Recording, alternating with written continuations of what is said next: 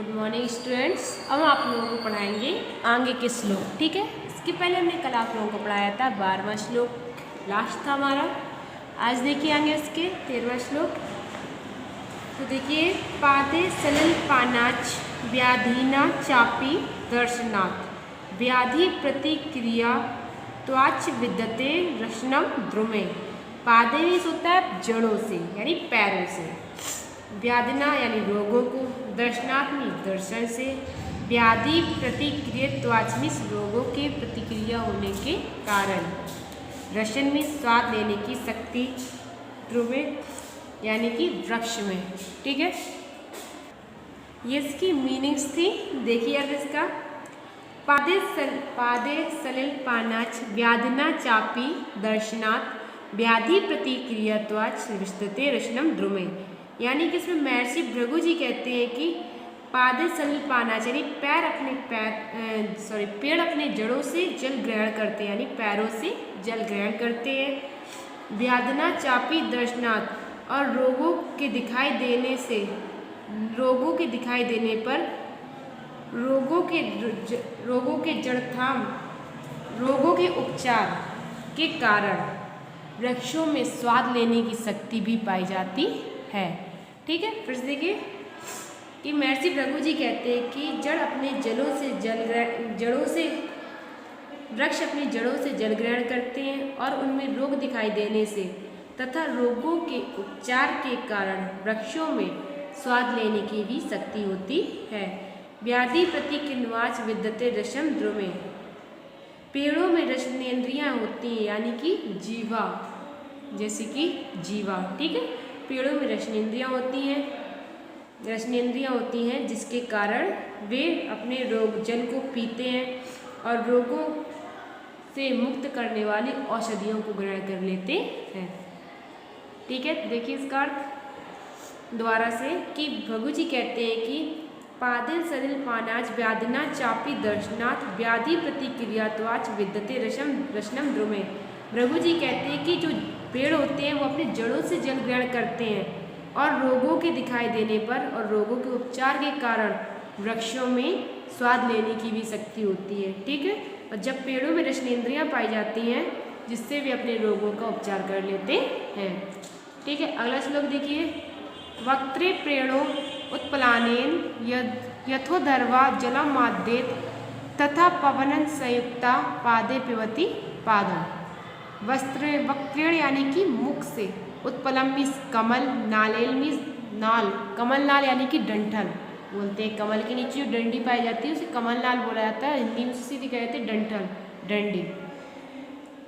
तथा पवन संयुक्ता मीन्स एकत्रित होके, पादे पिबती पादम, पादे मीन्स पैरों से, पिबती मीन्स पीते हैं, पादपा यानी कि वृक्ष। ठीक है, पेड़ पौधे। देखिए इसका अर्थ वक्त्रेणो उत्प्लानेन यथोधर्वा जलमाद्येत तथा पवना संयुक्ता पादे पिबती पादम। महर्षि भृगु जी कहते हैं कि जैसे कमल अपने नाल के द्वारा जल ऊपर की ओर खींचता है, यानी जैसे कमल अपने नाल या डंठल के द्वारा जल ऊपर की तरह खींचता है, उसी प्रकार वृक्ष भी वायु से रहित होकर जड़ों से जल पीते हैं। ठीक है, उसी प्रकार वृक्ष अपने वायु से रहित होकर अपने जड़ों से जल पीते हैं।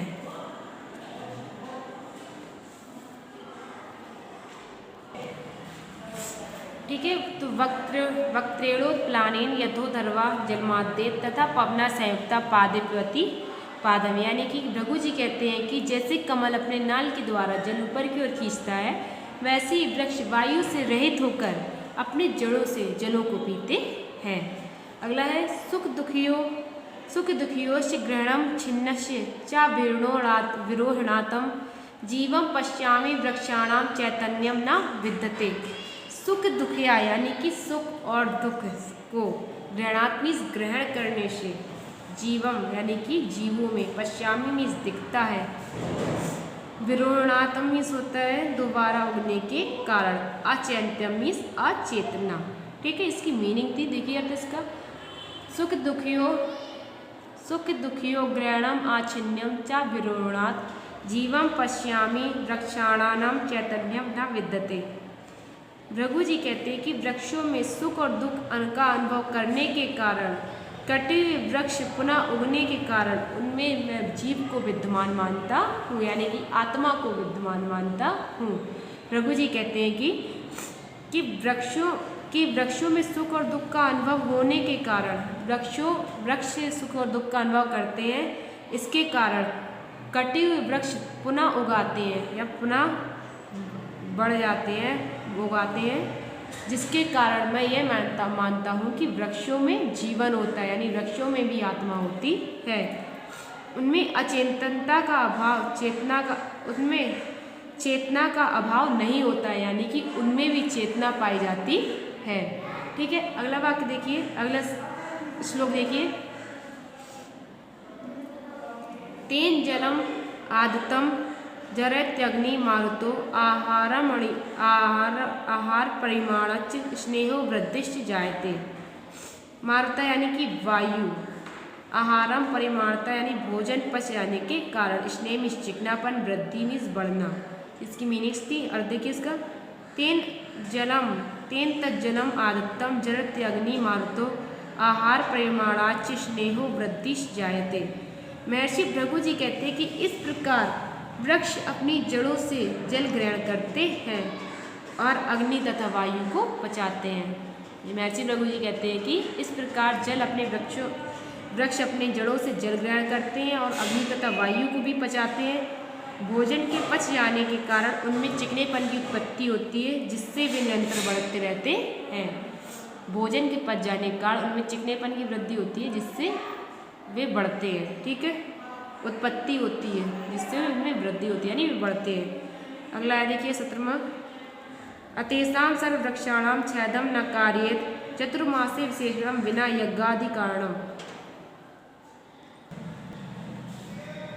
देखिए इसके अर्थ, मीनिंग देखिए, सर्ववृक्षाणाम यानी सभी वृक्षों को, छेदन मीन्स काटना चाहिए, कार्येत मीन्स चाहिए, करना चाहिए, चतुर्मास यानी वर्षा के 4 महीने, वर्षा काल के 4 महीने, यज्ञादि यानी यज्ञादि कारणों में।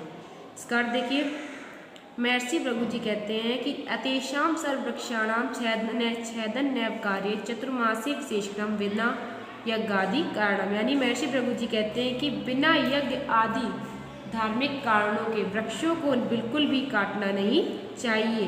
विशेष रूप से वर्षा ऋतु में वृक्ष नहीं काटे जाने चाहिए। ठीक है, महर्षि भृगु जी कहते हैं कि यदि ये बिना यज्ञ आदि धार्मिक कार्यों के वृक्षों को नहीं काटना चाहिए और विशेष रूप से 4 महीने यानी बरसात के 4 ऋतु महीनों में उन्हें नहीं काटना चाहिए। अगला वाक्य देखिए, अकेनापि सुवृक्षेण पुष्पतेन सुगंधना वास्तव व वनम सर्व सुपित्रेण कुलम यथा। देखिए इसका अर्थ, अकेनापि सुवृक्षेण पुष्पतेन सुगंधना, यानी कि सुवृक्षेण यानी सुंदर वृक्ष से, सुगंधना में सुगंध से, वास्तव में महकता है, सर्व पूरा संपूर्ण, सुपुत्रेण में पुत्र से।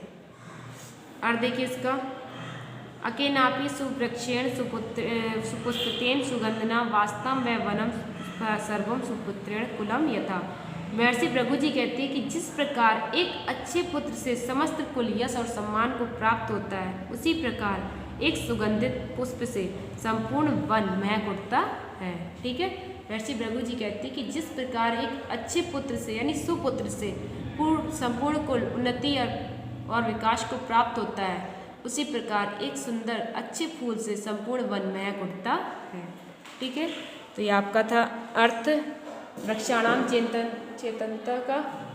आपका ये चैप्टर जो है वो फिनिश हो गया है। इसके बाद अगला चैप्टर हम आप लोगों को कल पढ़ाएंगे।